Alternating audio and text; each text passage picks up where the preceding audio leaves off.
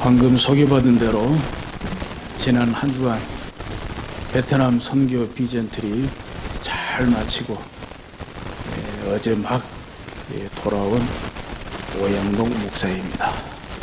반갑습니다. 저희들 나가 있는 동안에 강장로님 비롯해서 모든 성도님들 평안하고 든든하게 교회 지켜주셔서 감사를 드립니다. 저는 나가서 스마트폰 데이터 로밍을 했는데도 스마트폰 상태가 별로 좋지 못해서 거의 교회 소식을 접하지를 못했습니다. 오늘 말씀도 듣지를 못했고요. 무슨 일이 있으면 최 장로님을 통해서 들을 수 있으려니 생각하고 그야말로 하나님께 온전히 맡기고 베트남 선교 비전 트립 일정에 전념하게 됐습니다.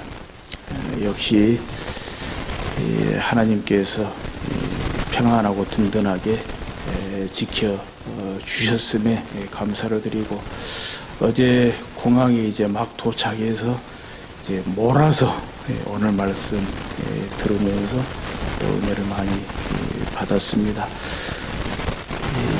말씀을 맡아주신 세 분께 다시 한 번 더 감사를 드립니다.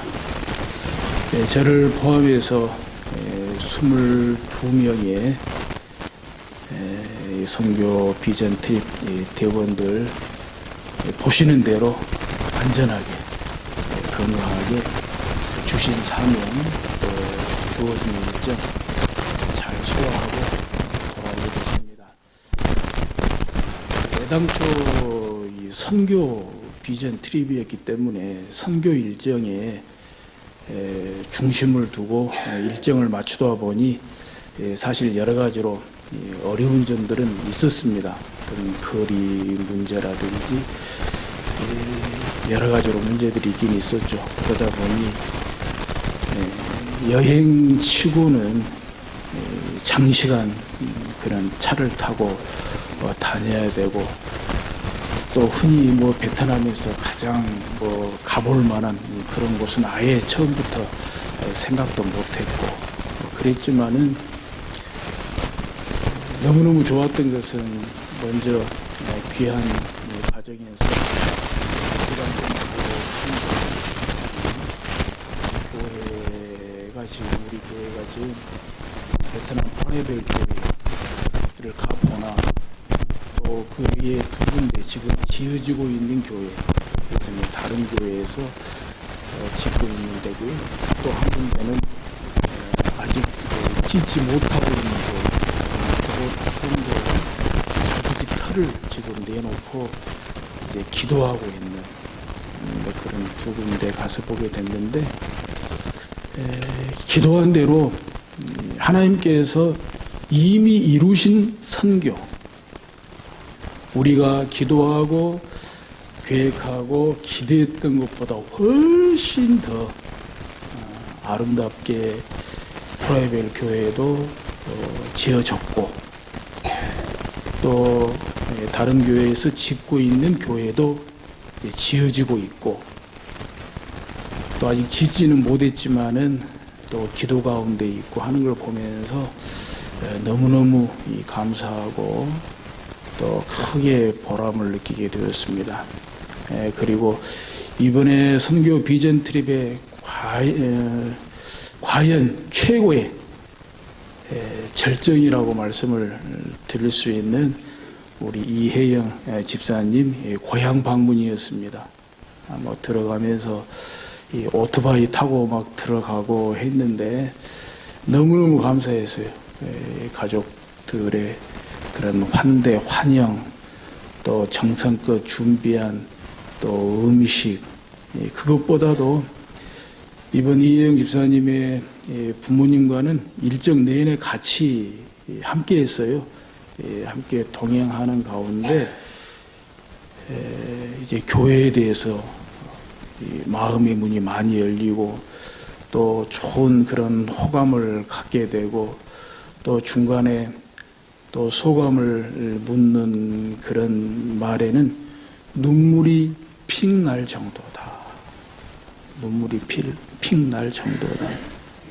참 많이 저희들이 더 감사하고 또 감동하고 눈물이 픽 날 정도로 참 좋았습니다. 이번 우리 다문화 가정의 고향 방문은 저희로서도 더 지속적이고 발전적으로 해 나가야 될 일인 만큼 저나 우리 교회가 더 기도하고 자부할 만한 것은 이번에 다문화 가정의 고향 방문은 지역 교회나 한국 교회의 다문화 가족 전도에 좋은 사례가 될 것이라고 믿어 의심치 않습니다. 하나님께서 선한 영향력을 끼쳐서 이 다문화 가정의 전도의 그런 좋은 통로가 되었으면 참 좋겠다, 그런 생각을 합니다. 아무튼 간에 나가 있는 동안에 우리 총괄 섬김장으로 섬기셨던 최양로님 너무 감사했고, 뿐만 아니라 모든 분들이 마음을 모아주고 또 뜻을 같이 해서 처음부터 끝까지 때에 따라서는 예기치 않은 그런 돌발 상황도 있었지만 시계줄로 꽁꽁 묶고 믿음의 줄로, 사랑의 줄로, 사명의 줄로 꽁꽁 묶어서 나간 그대로 이렇게 돌아오게 됐습니다. 마지막 돌아오는 길에 한 분씩 한마디씩 소감을 얘기하는데 그 가운데 어떤 분이 이렇게 소감을 말한 것으로 기억이 됩니다. 간단하지만 제게는 울림이 있었습니다. 좋은 일도 하고 여행도 하고 너무 감사하고 좋았습니다. 앞으로도 이런 일이 있으면 응원하겠습니다. 짧은 한마디였지만 참 제게 큰 울림이 되었습니다. 이거 한마디 좀 또 해야 되겠다. 앞에서 뵈니까 예배 잘 드리시는 모습을 보니까 생각이 나네요. 다들 뭐 협력하시고 서로 격려해 주시고 어려운 가운데에도 힘든 가운데에도 여기저기서 뭐 깔깔거리는 웃음소리 저한테는 굉장히 이렇게 비타민이 되었는데요. 우리 정상순 성도님의 때에 따라서 어쩌면 그렇게 찰지고 구성진 농담에 때에 따라서 피곤도 많이 있고 너무너무 좋았습니다. 감사를 드립니다. 오늘 본문에 얼굴에 광채가 나는 지혜에 대한 말씀을 하고 있습니다. 8장 1절에 보면 누가 지혜자와 같으며 누가 사물의 이치를 아는 자이냐. 사람의 지혜는 그의 얼굴에 광채가 나게 하나니 그의 얼굴에 사나운 것이 변하느니라. 얼굴에 광채가 나는 지혜가 있다고 했어요. 그래서 그의 얼굴에 사나운 것이 변한다고 말씀하고 있어요. 표정이 바뀐다는 거죠. 표정이 확실히 중요합니다. 이번에 나가서도 보지만 같은 값이면 감사하는 표정, 즐거운 표정 너무너무 중요하죠. 지난주인가 유튜브 강의를 들었는데 거기에 이런 제목이 있더라고요. 목소리에도 인상이 있다. 목소리에도 인상이 있다. 그래서 목소리에도 표정이 있다는 거죠. 그래서 목소리부터 바꿔라. 목소리가 그렇게 중요하다. 그런 또 강의였던 것 같은데요. 이 얼굴에 광채가 나는 것, 얼굴에 빛이 나는 것도 결국 표정의 문제고 인상의 문제겠죠. 그것이 여기 피부만 어떻게 바꾼다고 해서 되는 것은 아니겠잖아요. 그것이 아니기 때문에 지혜라고 말씀을 하고 있지 않겠습니까? 제 얼굴에 광채가 납니까? 광채가 나긴 날 거예요. 한 주간 동안 워낙 뜨거운데 뜨거운 햇빛을 받다 보니까 구릿빛 광채가 저한테 이번에 같이 갔다 오신 분들한테 나기도 할 겁니다만 진짜 구릿빛 광채 이상의 오늘 말씀에서 말씀하시는 그런 광채가 나고 그렇게 서로 보는 시간이 될 수 있기를 주의 이름으로 축복합니다. 성경에 보면은 정말 얼굴에 광채가 난 사람들이 많이 있지요. 그 중에 대표적으로 세 분만 제가 간단히 드리려고 합니다. 첫째 모세지요. 모세가 두 번째 십계명 돌판을 받고 내려올 때 어땠다 그랬어요? 얼굴에 광채가 났다 그랬어요. 두 번째 돌판을 딱 받아들고 이렇게 내려올 때 모세의 얼굴에 광채가 나서 백성들이 보기도 두려울 정도라 그렇게 말씀하고 있어요. 또 신약에 오면 사도행전에 스데반이 나오죠. 스데반 초대교회 예루살렘 교회 7 집사 아니었습니까? 그야말로 성령과 권능이 충만한 사람, 또 은혜가 충만한 사람, 지혜가 충만한 사람. 그러다가 결국 그 시대에 잡히지 않습니까? 사내들이 공의 앞에 잡히게 되는데 그때 사람들이 스데반의 얼굴을 주목해서 봤다고 그랬거든요.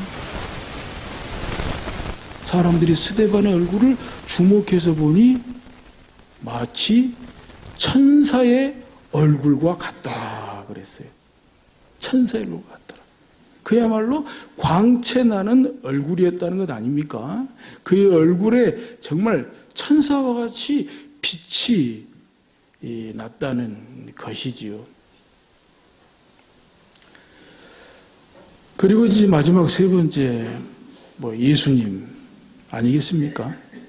예수님은 꼭 어디를 이렇게 짚어서 말씀 드리기보다 예수님은 존재 자체가 광채나는 얼굴, 광채나는 사람. 실질적으로 또 변화산에서 그렇게 변하시기도 하셨고, 그의 옷까지 휘어질 정도로 그렇게 광채가 나셨지요. 그렇지만 예수님은 존재 자체가, 삶 자체가 그야말로 광채가 나시는 그런 분이셨죠. 이 세상에 오시기 전은 차치하고 오셔서부터 아기 예수로 오셔서부터 그 구유에 누우신 그 예수님의 모습 한번 상상해 보세요. 정말 광채나는 그런 모습 아니겠어요? 뿐만 아니라 많은 사람들을 만날 때 많은 사람들과의 만남 속에서 정말 그분의 성품 자체가 예수님의 제자들조차도 분위기 파악을 모르고 예수님을 따르는 사람들을 때에 따라서는 쫓으려고 그랬잖아요. 특히 애들도 쫓고 병든 자도 쫓고 그럴 때에도 예수님은 가만두어라. 어린아이 같이 자기를 낮추는 자가 천국에서 가장 크다.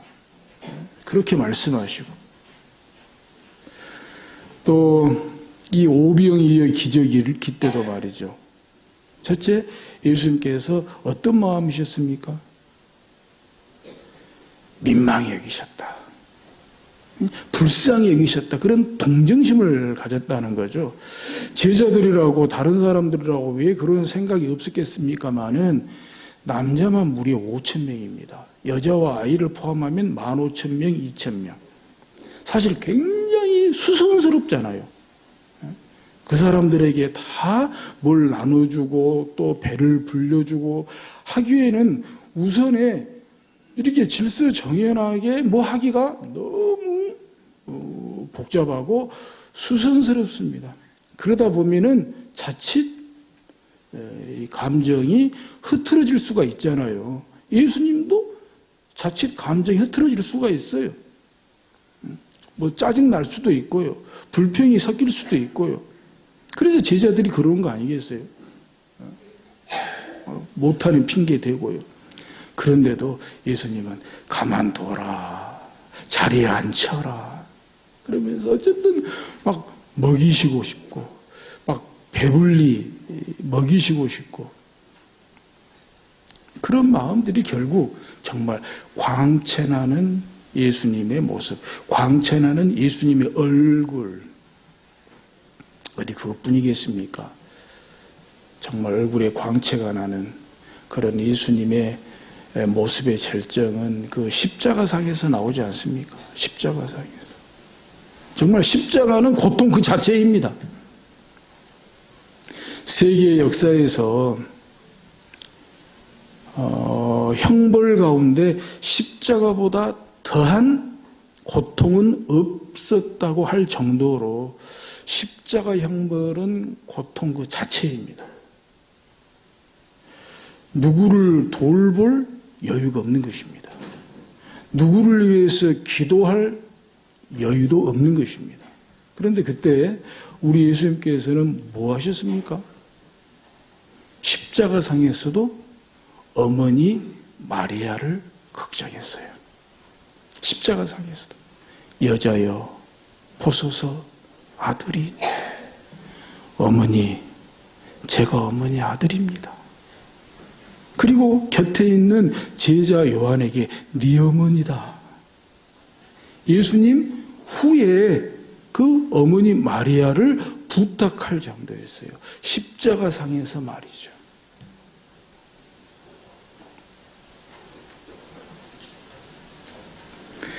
그리고 예수님께서 십자가에서 마지막 숨을 거두실 때 마지막 하신 말씀이 뭐죠? 아버지, 저들의 죄를 사하여 주옵소서. 저들의 죄를 용서해 달라는 것이 예수님의 십자가상에서의 마지막 말이었습니다. 자, 모세의 얼굴에 광채가 났다고 했습니다. 스데반의 얼굴이 천사의 얼굴과 같다고 했습니다. 예수님의 얼굴, 예수님의 모습, 예수님의 얼굴의 광채는 그 존재 자체라고 했습니다. 여기에 공통점이 있습니다. 모세나 스데반이나 예수님의 공통점이 있습니다. 얼굴에 광채가 나는 그 지혜가 있다는 거예요. 공통적인 지혜가 있다는 것입니다. 그것은 바로 온유입니다. 온유한 성품입니다. 온유한 사람이었다는 거예요. 자, 보세요. 모세가 뭐 십계명 돌비 가지고 내려온다고 그때 한 번만 얼굴에 광채가 나겠어요? 잘못하면 그것 때문에 교만해질 수도 있죠. 그러나 그것 때문에 모세는 더 겸손했거든요. 모세가 이스라엘 백성들을 이끌고 애굽에서 나와서 광야에서만 40년을 지냈습니다. 이스라엘 백성들과 광야에서 40년을 지냈어요. 출애굽기에서 보나 민수기에서 보나 어디 이스라엘 백성들이 만만했습니까? 틈만 나면 하는 것이 불평, 불만 아니었습니까? 물만 없어도 불평, 먹을 것이 없어도 불평, 불만만 했습니까? 모세를 비방까지 했어요. 배신도 했어요. 뭐 다른 사람은 차치하고 모세의 형 아론, 모세의 누이 미리암조차도 모세를 비방했으며 말 다 했죠. 그럼에도 불구하고 민수기 12장 3절이죠. 거기에 보면 모세는 온유함이 지면의 모든 사람보다 승했다 그랬어요. 모세는 온유함이 지면의 모든 사람보다 훨씬 더 탁월했다. 모세는 온유했다 그랬어요.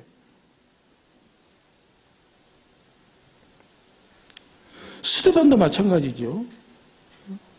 스데반이 정말 성령 충만하고 지혜 충만하고 은혜 충만하고 권능이 충만해서 전도하다가 잡혔어요. 그런데 사도행전 7장에 보면은 읽어보면 거의 10분 걸립니다. 10분의 성경 전체를 이야기해 버립니다. 와우. 이때는 좀 놀래주셔도 좋습니다. 스데반이 평신도잖아요. 사도도 아니고 평신도인데 그 사내들인 공회 앞에서 사람들 앞에서 성경을 10분 만에 전체적으로 이야기해 버립니다. 그리고 돌 맞아 죽어요. 순교합니다. 근데 스데반이 죽으면서 마지막 한 말, 역시 저들의 죄를 저들에게 돌리지 마옵소서. 이 죄를 저들에게 돌리지 마옵소서 하고 마지막 숨을 거둡니다. 온유함 아닙니까? 온유함. 온유하지 않고는 그렇게 할 수가 없죠. 예수님은요? 예수님께서 마태복음 11장이죠.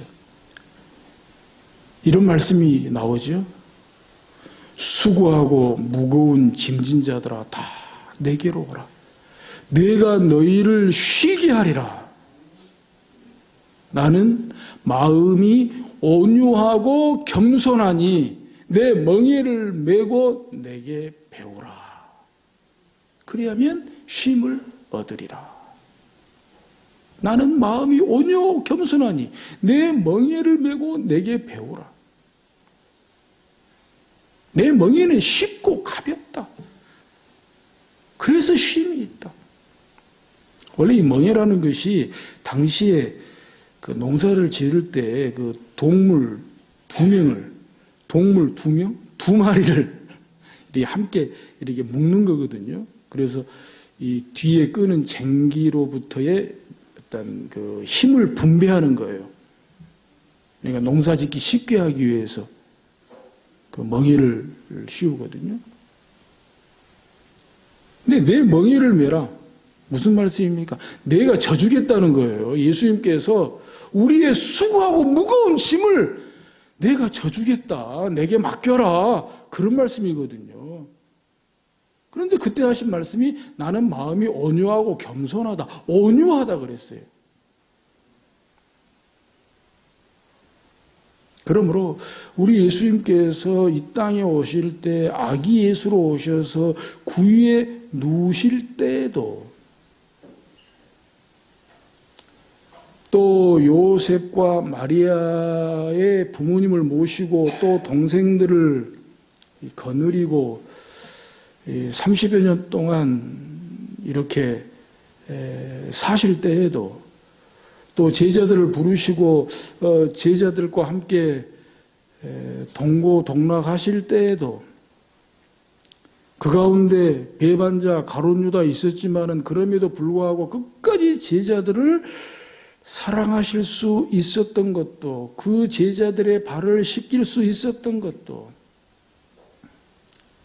가난하고 굶주린 백성들 어느 한 사람 나 몰라라 하지 않고 다 거두실 수 있었던 것도 온갖 병든 자, 귀신 들린 자 다 쫓아내실 수 있었던 것도 회복시킬 수 있었던 것도